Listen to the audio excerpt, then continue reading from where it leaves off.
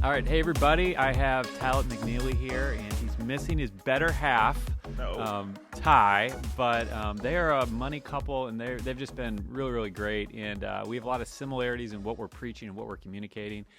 And anyway, I wanted to bring him on, just chat. They have a really fantastic story of kind of what God has done in their finances. And anyway, so I just want to chat about that a little bit. So, Talaat, thank you for taking some time to chat with me today, brother. Bob, I am super glad to be here. I've been a fan of your work for a long time, from SeedTime to Christian PF. So I've just been admiring you and your wife and all that you all have been doing for a very, very long time. So I'm glad to be here. Well, I appreciate it. Thank you so much.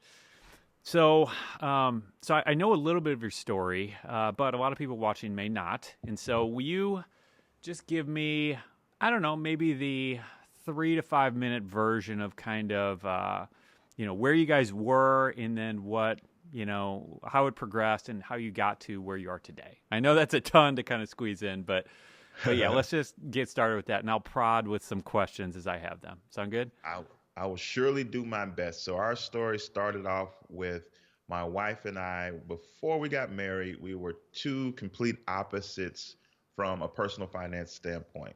Myself, I had bad credit. I had tens and tens and tens and thousands worth of debt, Yeah.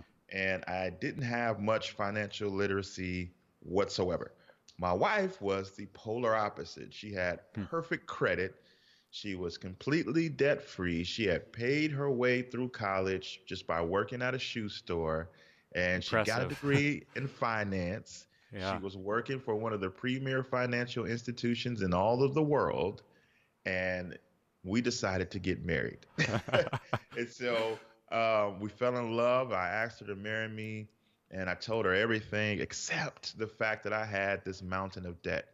And I Yeah. didn't tell her because I thought, based on her background, her resume, everything that she had accomplished financially, that she would run the other way. And so I Yeah. hid it and hid it and hid it. And I tried to secretly pay it off before the marriage, and it didn't work because God doesn't want you to build a house on a fractured foundation. You can't Yeah. build anything strong on a bed of lies. And so he made sure that That's every good. plan of mine did not work. And so shortly before we were to walk down the aisle, I mean, like just weeks before, I had to confess. And at that point, we didn't even know if we were going to get married. She was super hurt, obviously, because I lied. It Yeah. wasn't so much the money, it was the trust. She, Yeah. like, can I trust this guy? And we had to do a whole lot of praying and seeking the Lord. And through that, we found, forgiveness, and we found the strength to move forward. And as a result, we were able to become debt free within our first year of marriage in regards to consumer debt. And we lived that way for several years. And then a little bit over 5 years ago, we purchased a home, and we made up in our mind that we didn't want to be in the traditional situation where you're waiting 15 or 30 years to pay off a mortgage, depending on what type of loan you signed up for. Yeah. So we made it up in our mind that, and it was an audacious goal. We said we're going to pay our house off in 5 years. And 5 years from the day that we closed on the house, we walked into the bank and we made our very last mortgage payment. So we are now 100% debt free after such Awesome. a rocky financial start. That's so awesome. I love hearing that.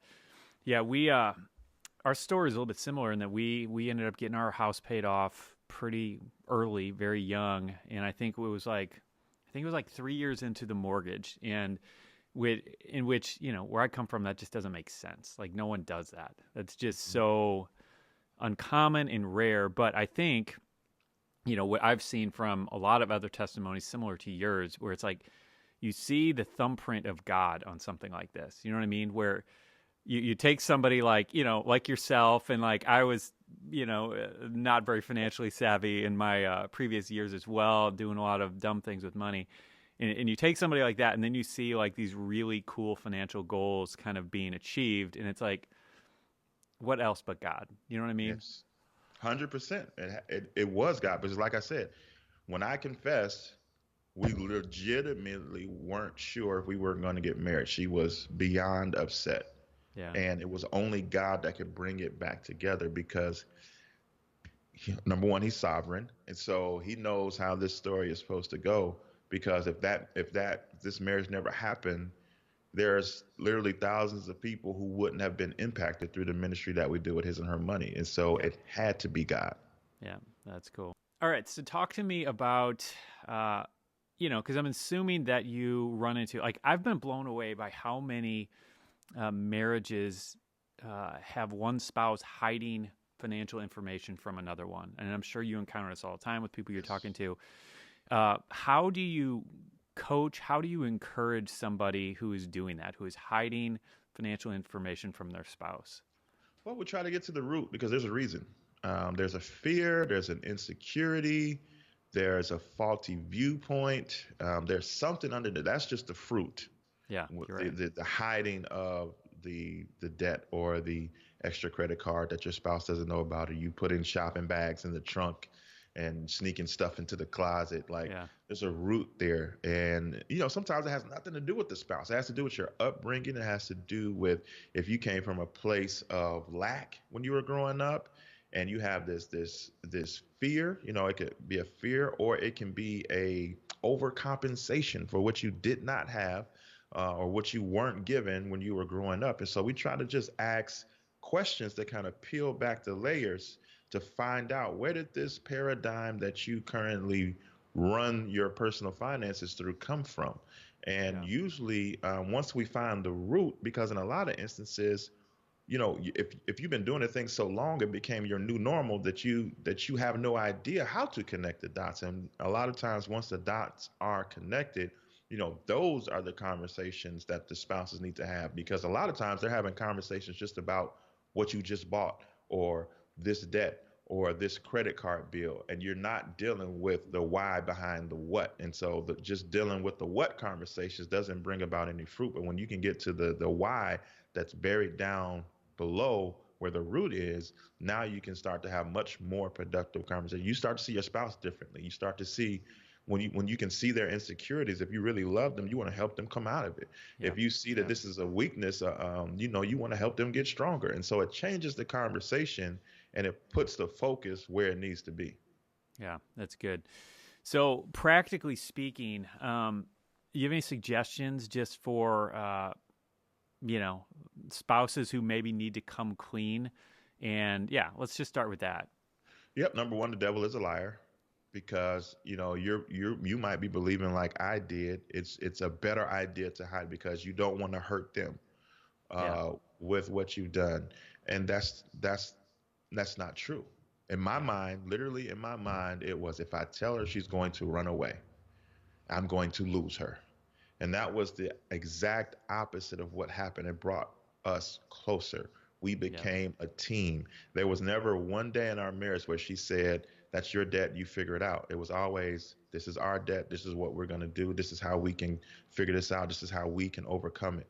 And we acted and operated as a team. So what the devil wanted me to think was a complete lie. And for a lot of you all, you're believing the same lie. You think that they'll judge me, or they'll look at me wrong, or they'll yeah, they'll think this way about who I am as a person, when really your spouse is probably crying out for that vulnerability, for that transparency, because what God has put together, let no man tear apart, because he put it together, and he knew what he was doing when he put you two together. He knew that they had something that you needed, and you had something that they needed. And so what the devil likes to do is tell us that we're better off in isolation. We're better off figuring this out on our own. And that's the total opposite of what the union of marriage was established to be. yeah. That is so good. That's yeah. I really like that. Yeah, and I feel like that there's so many areas in life where we have this fear that is planted by the devil that is just completely off, that is holding us back from the very thing that we ultimately would like. So Mm-hmm.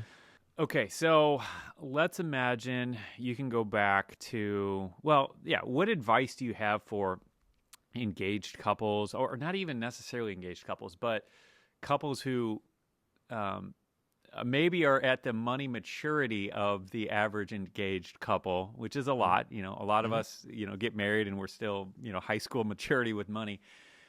What advice do you have for them to live, to have a healthy marriage financially? I'm assuming trust is a big part of this, but yeah, what kind of advice do you have for them? Yeah, we'll go into the conversation with full respect for the other person, not uh, don't look for an opportunity to judge them, because it's going to be important. If you're going to lay a solid financial foundation, both of you need to feel comfortable enough to share strengths and weaknesses.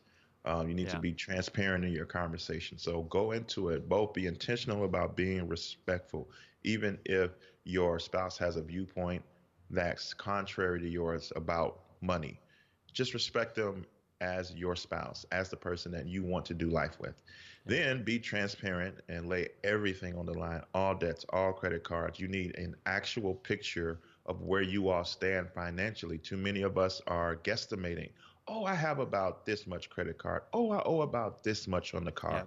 Yeah. No, we need exact numbers. You need to call all creditors, get exact balances, get exact monthly payments, get exact interest rates, get exact um, due dates, and get all the information out on the table for both of you all. Pull your credits reports, see where you all stand with credit scores, because you cannot create a plan that's solid with half the information or Yeah. with estimates of the information. You need solid numbers. So get all your debt balances, check your credit reports for errors, get your credit scores to see where you stand. Now that all the information is there, now let's make a plan of attack. Do you even have a budget? Do you go into the month with a game plan, or do you just show up every month and just kind of figure it out as you go? If you just continue to do that, you will make no progress. So before you can create a debt payoff plan, before you can create a plan to improve credit, before you can create a plan to invest, you need a plan to manage your money. So if Yeah. you have not figured out how to operate on a monthly budget, you need to do that. We have a course that teaches that. I know that SeedTime has a bunch of material that teaches you that. In this day and age, ignorance is an option. Ignorance is a choice, because you no longer have to be Yeah. ignorant when it comes to handling money, because there's so much information available. So let's figure out a household budget. After we have the ability to do that, now we can create a plan to pay off debt, because it's biblical. Number one, the borrower is Yeah. slave to the lender, the rich rule over the poor. So we need to address and see our debt the way through the lens of Scripture. It's akin to slavery, according to Proverbs, and none of us want to be in slavery. So let's start to figure out how or what debt to attack. First, we prefer the snowball method, where you pay debts off smallest balance to largest balance. Some people prefer the avalanche method, where you pay your debts off according to your interest rate. Personally, I don't care. I just want you to get out of debt. So whatever method you are comfortable with, personal finance is just that. It's personal. So create a plan that fits you all's personality, you all's situation, and start to execute it. So number one, get your management together. That's learning to budget, and not just creating the budget, but actually living it out. Two, create the debt payoff plan. How do you want to attack the debts? Whatever way you want to do it, just do it. And three, continue to have ongoing conversations, because this is not going to be, you didn't get to this financial place overnight. You're not going to Yeah. get to the promised land that you want to get to overnight either. So it's going to take a lot of consistent grace, consistent conversation, consistent respect, because you're not going to, just because you saw this video, have it all figured out at the snap of a finger. You're going to make some missteps along the way. And the best part is that if you all do this together, you're doing it together. You're succeeding together, you're Yeah. tripping together, you're helping each other up, and all of that will strengthen your relationship with each other. Yeah. That's good. That's really good. All right. One last question here. I'm curious how, uh, as you being the one who was kind of a financial mess, and Ty being the one who kind of had it all figured out, Mm-hmm. how did she, I'm trying to figure out the best way to say this. How did she help you? How did you guys get on the same page where you didn't feel like, where you felt like a team? Because I think so many times in a lot of marriages, you have one person who's good at handling money, the other one's a mess, and the one who's a mess always feels like a failure, and they can't live up to the standards of, and there's this kind of divide and disconnect. Like, what did she do well to kind of help that happen? I'm so glad that you asked this question, Bob, because we made a huge mistake when we came together and started to operate as a team. And so, number one, the overall answer to your question is trial and error. Hmm. And so we Yeah. teach this stuff so that people don't have to make the same mistakes that we made. So number Yeah. one was she adopted the R mentality. Like I said earlier, it was never OUR, right? you go right, Yeah. you go figure it out. This is your thing. You go nope, nope, nope, nope. From the beginning, it was our finances were together. Our plan of attack was a unified attack, and we've just been holding hands ever since. So she didn't look down on me. She still respected me as the husband, the head of the household, and I was able to feel respected. And not only was I a financial mess, but when we got married, her salary was higher than mine. So all Yeah. these factors could have um, had her look down upon me, but she never once did that ever. Yeah. And That's great. then the mistake that we made, it sounded like such a great plan when we first did it. I was emerging in my understanding of money. She was a rock star with finances. So I said, "Hey, listen, you know this stuff. Why don't you handle the finances and you just let me know what I need to do, what I can spend, and we'll just go with that." And she was excited about that. She was like, "For real? You gonna let me do it?" And we went that way. But what was happening, the reason why this was a mistake was we were both building up resentment silently. We Mm. weren't sharing it with each other, but we were both building up resentment. Why? Because what ended up happening was because I wasn't playing a part, she was crunching the numbers, figuring out where to cut back so that we can apply money to debt so we can get out of debt faster. And then she would say, "This is how much you could spend, as your little play money." And I knew how much I made versus how much she was saying that I could spend. And so I felt like a child being handed an allowance by their mom, right? Yeah. Yeah. For her, she was doing all this work, crunching all these numbers, creating this awesome plan. And all I was doing was complaining about, like, this is it. This is all I get. And so she felt that her work was going unappreciated. Yeah. And so the big problem was, although we were saying we're a team and we both made this choice together, I wasn't in the game. And so we teach it like this. We are from Chicago. And so in the 90s in Chicago, it was all about the Chicago Bulls and those 6 championships that they won together. Yeah. And so when I say, who knows who Michael Jordan is? Everybody knows who Michael Jordan is, and they're going to raise their hand. But if I say, who knows who B.J. Armstrong is? Very few people are going to raise their Yeah. hand. Yeah. Where B.J. Armstrong was the point guard when Michael Jordan was the shooting guard. And the reason that they were a great team was because they both played their roles well. B.J. was the general on the floor. He was distributing the ball or calling the plays, and Michael Jordan was Michael Jordan. Yeah. And because they both played their roles well, they both became champions. Yeah. So for us in our situation, I wasn't even on the court. I was on the sidelines on the bench waving a towel like, "Go, go Ty, go, you got this." Yeah. And she was playing the game by herself. And so for it to be effective, you both have to be in the game together working.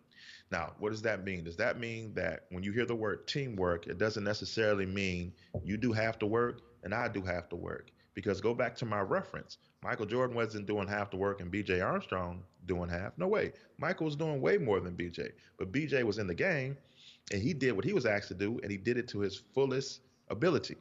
Same thing with Michael. So for us, Ty still is the number cruncher. She's still moving things around and lining things up. But now I'm also taking a look at what she's lined up and I'm giving feedback and she's giving feedback and I'm giving feedback. And then together we say, okay, this is the plan for the month. This is what we have agreed on.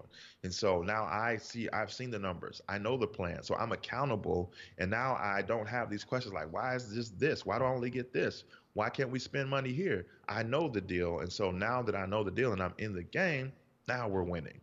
Yeah. That's so good. I love that. Yeah.